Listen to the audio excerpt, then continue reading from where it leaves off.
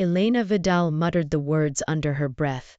Certain the man across the desk understood nothing but English and intimidation, and she was 3 seconds from losing the only job that had kept her family's restaurant from foreclosure when Damien Rocca looked up from his papers and smiled in a way that stopped her cold.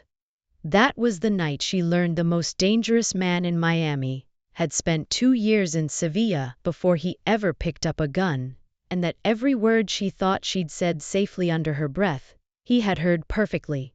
To understand how a line cook's daughter ended up standing in front of Damien Rocca's desk, cursing him in her mother's language, we have to go back 6 weeks, to a restaurant with its lights turned off for the first time in 30 years, and a debt that had nowhere else to go. Elena had grown up in the kitchen of Casa Vidal, her father's restaurant on Calle Ocho, learning to fold empanadas before she learned to write cursive.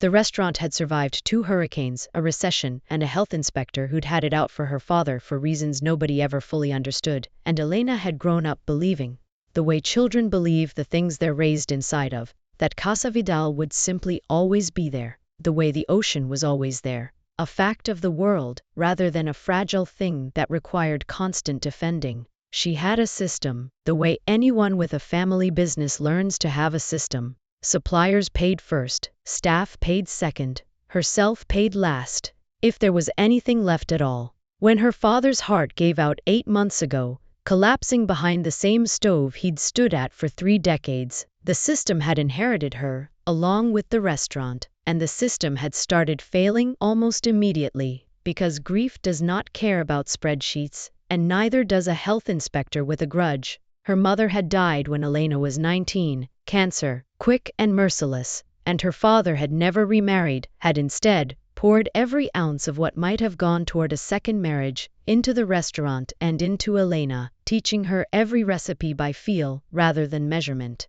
teaching her the specific hospitality of a kitchen that fed people who couldn't always afford to eat out but came anyway, because Casa Vidal had never once turned away a hungry regular over an unpaid tab. It was a beautiful way to run a restaurant. It was a catastrophic way to keep one solvent. The loan that saved the restaurant from closing had come from a man named Ruben, a supposed family friend who had known her father for 20 years and had explained the terms in the easy, reassuring voice of someone who already knew she had no other option. He'd sat in her father's old booth, the one by the window, and told her it was practically a formality, family helping family. And Elena, exhausted and grieving, and 3 weeks from missing payroll, had signed without reading closely enough. It was only after the ink dried that Elena learned exactly whose money Ruben actually worked for, and exactly how far behind the restaurant already was on payments that had quietly tripled in interest the moment the first installment came in late. "You don't go to Rocca's office alone," her cousin Marisol said, watching Elena pin her hair back in the restaurant's cracked bathroom mirror at 6 in the morning. The kind of hour when the light through the window still looked like it belonged to the night before. "Send someone. Send anyone. Send me. There is no one else," Elena said. "It's my father's name on that lease. It's my debt now." She had grown up watching her mother negotiate with landlords, suppliers, and immigration lawyers in 2 languages, switching between them depending on which one made her sound less afraid, and Elena had inherited the specific stubbornness of a woman who believed the only person she could fully trust with her family's survival was herself. She had also inherited, though she would never have admitted it out loud, her mother's habit of cursing quietly in Spanish whenever the English words felt too small for what she actually wanted to say. She did not know, walking into that glass tower on Brickell Avenue, that Damien Rocca had spent 2 years of his 20s in Spain, doing the kind of work his father never asked questions about, and had come home fluent in a language he almost never used. Because in Miami, revealing what you understood was its own kind of weapon, one he preferred to keep loaded and hidden. He let people underestimate him in rooms where they thought his silence meant limitation rather than strategy. It had served him well for 9 years. He had no particular reason to think that morning would be any different. Damien Rocca had built his reputation the way his father taught him. Say less than the room expects. Let silence do the intimidating. And never let anyone see you react.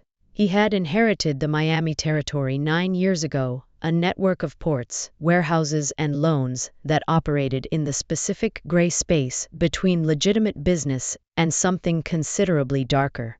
And he had spent every year since making sure no rival ever mistook his quiet for weakness. His father had died, the way men in that business rarely got to. In a hospital bed, slowly, with time enough to pass down every hard lesson he had left.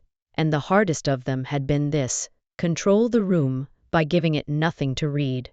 Damien had absorbed that lesson so completely that even his own lieutenants, men who had known him 15 years, could not say with any confidence what he actually felt about anything. He preferred it that way. He had told himself for years that he preferred it that way. He had not planned to personally handle a restaurant's small, overdue loan. That was the kind of business his lieutenants managed, dozens of small accounts across the city, barely worth his direct attention. But Reuben had mentioned the name Vidal, mentioned it the way men mention something they expect to matter, some old history between Reuben and the girl's late father, that Damien did not fully understand, and did not ask about. And Damien, for reasons he did not examine closely, had told him to send her to the office directly instead of routing it through collections the way every other account like it was handled. She walked in 11 minutes late, hair still damp from the restaurant's broken shower, wearing an apron she'd forgotten to take off, and sat down across from him with the exhausted, defiant posture of someone who had rehearsed exactly what she planned to say, and intended to say all of it before he could interrupt her. "Mr. Roca," she began, "I need more time on the payment. 2 weeks. I have a caterer's deposit coming in that will cover most of it, and the rest by the end of the month, and I know that's not what the paperwork says, but the paperwork was signed by a man I trusted more than I should have." "You're late," Damien said, not unkindly, simply observing it the way he observed everything, as data. "I was working. Some of us don't have people to do that for us." The words came out sharper than she intended, and she watched him register it, something moving briefly behind his eyes that she couldn't read, and something reckless in her, the same recklessness that had gotten her through 8 months of grief and debt collectors and a health inspector who still hadn't forgiven her father for a complaint filed a decade ago, made her mutter the rest under her breath in Spanish, certain it would land as nothing more than irritated static. "Este hombre y su paciencia de piedra van a matarme." This man and his stone patience are going to kill me. Damien set down his pen. He looked at her for a long moment. Long enough that Elena felt the silence turn into its own kind of pressure, and then he smiled, slow and genuinely amused, an expression Elena would later learn almost no one in that building had ever seen directed at them. "Repeat that," he said, in Spanish, flawless and unhurried, the accent unmistakably Castilian rather than anything local.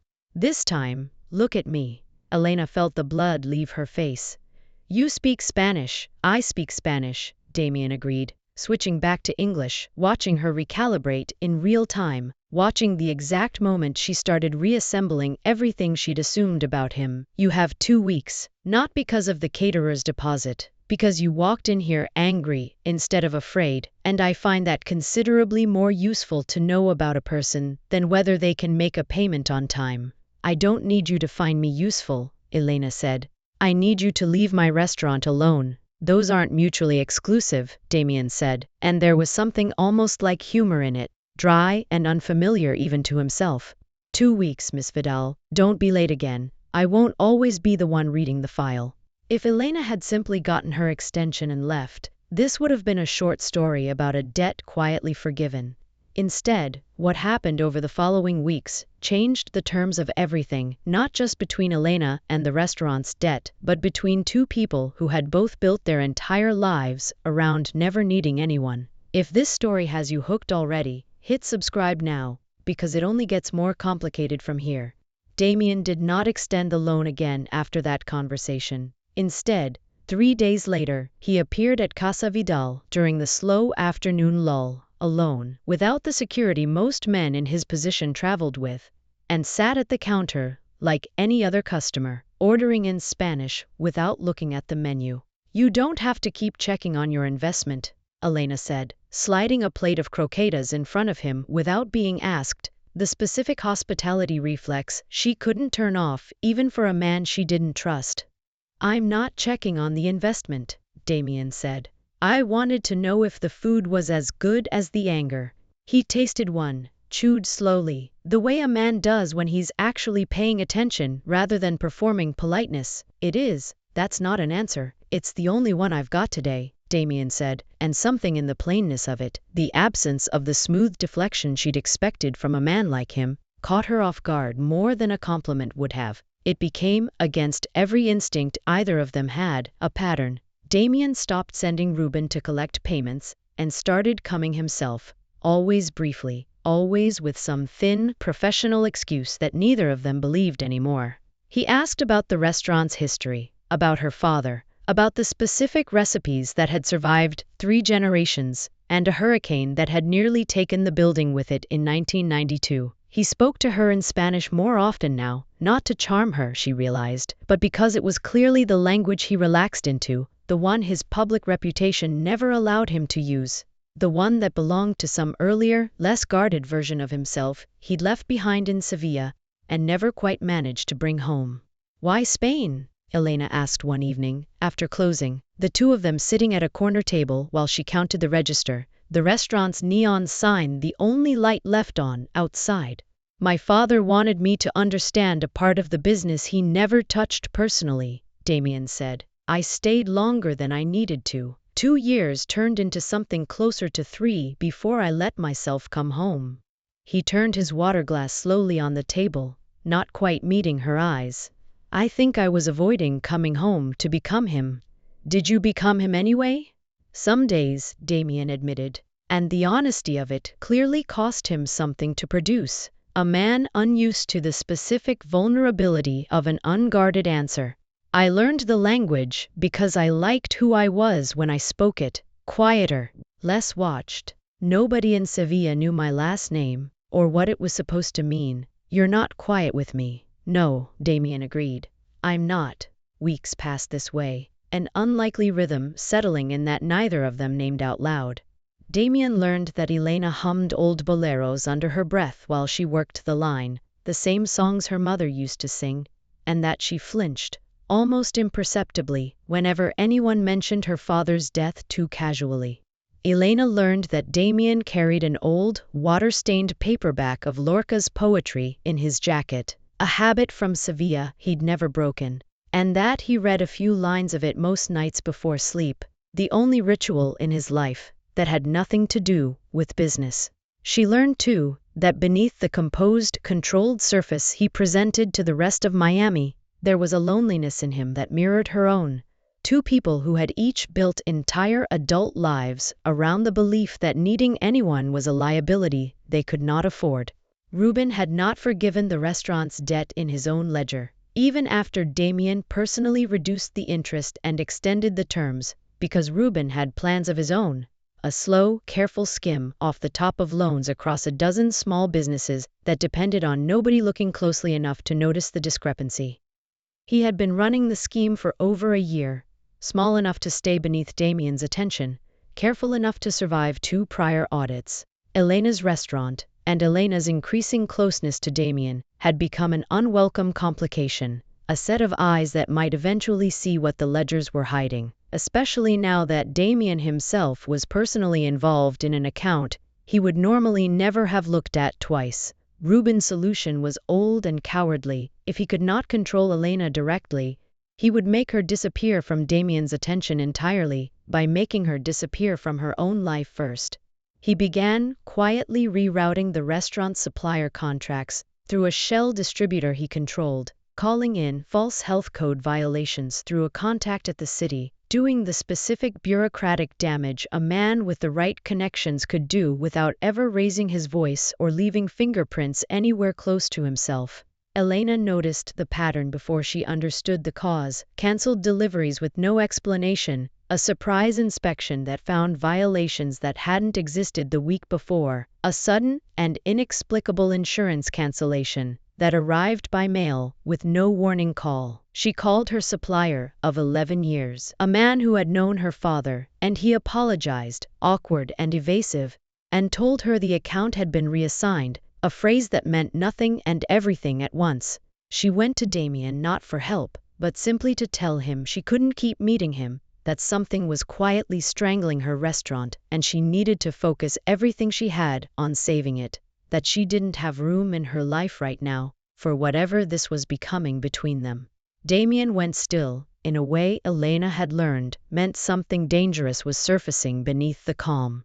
"Who's doing this? I don't know." "I do," Damien said, and his voice dropped into the register she'd only heard once, the day they met. Before she knew him, before the crossword puzzle version of Viktor Sokolov's counterpart had ever fully surfaced. "Ruben has been skimming for over a year. I let it go because it was small, because I had bigger fires to put out, and he'd always been loyal before. He's decided to make it bigger by touching something that isn't his to touch." "This isn't about the restaurant anymore, is it?"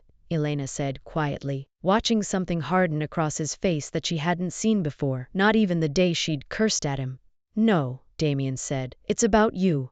And I am done pretending I don't understand exactly what that means."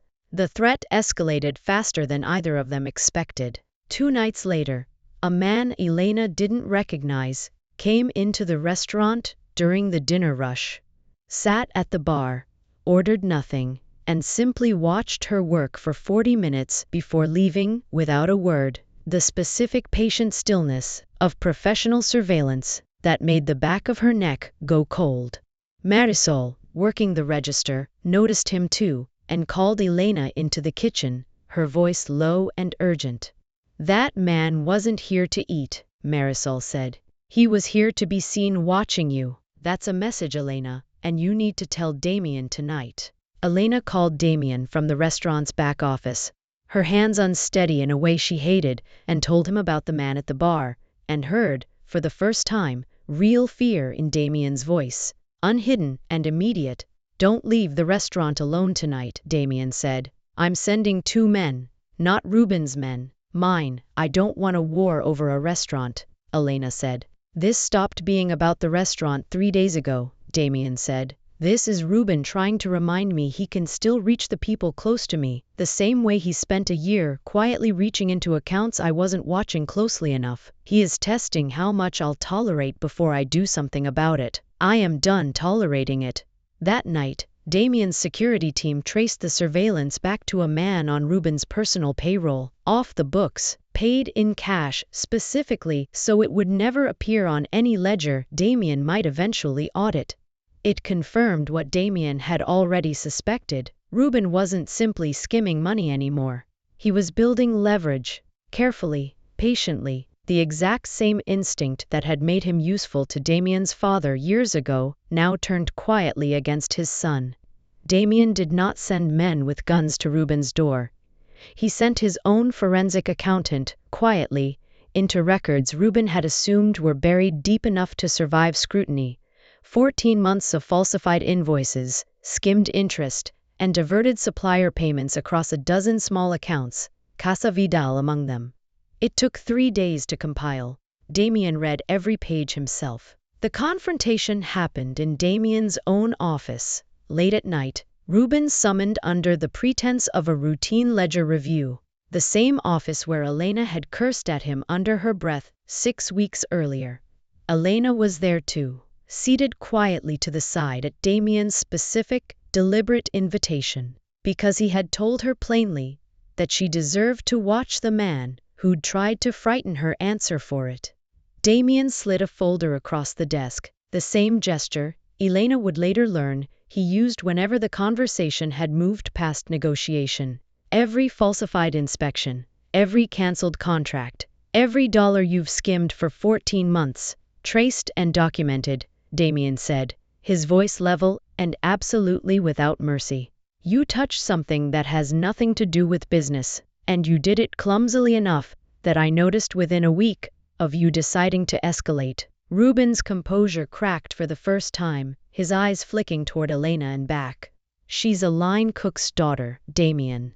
Since when do you let a girl like that change how you run this? Since she looked me in the eye and told me the truth instead of what she thought I wanted to hear, Damien said.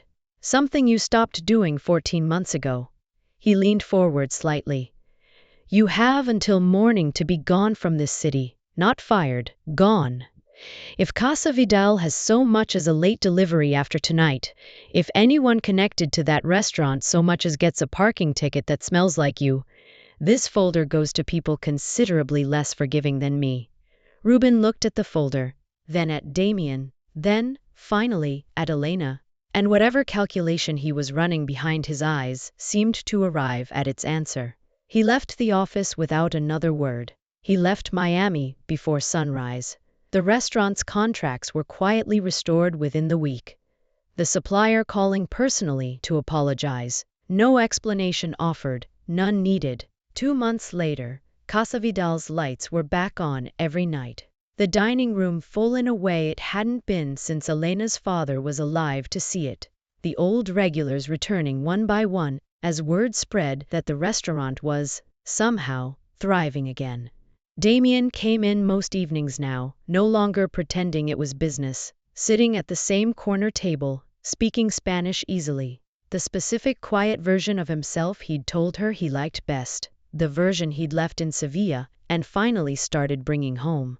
My lieutenants think I've gone soft, Damien said one night, watching Elena move through the dining room the way her father used to, checking every table, greeting every regular by name, refilling water glasses herself, even though she no longer had to. Have you? Elena asked, sliding into the seat across from him. No, Damien said, I've gone honest. It only looks the same from the outside. He reached across the table, not for her hand, simply resting his own near it, an offer rather than a claim. You cursed me in a language you thought I couldn't understand. And it was the first true thing anyone had said to me in this office in years. Everyone else in that building tells me exactly what they think I want to hear. You told me I was killing you with my patience. I'm still not sorry I said it, Elena said, smiling despite herself. Good, Damien said, and for the first time since she'd met him, his smile reached all the way to his eyes. Don't ever be sorry for that. Just look at me next time. I am looking at you, Elena said. I know, Damien said. I noticed. If this story had you hooked, hit that like button and subscribe for more emotional cinematic stories like this one. Do you think Elena was right to keep pushing back even after she learned who Damien really was? Or should she have walked away the moment she found out? Tell us in the comments, and we'll see you in the next story.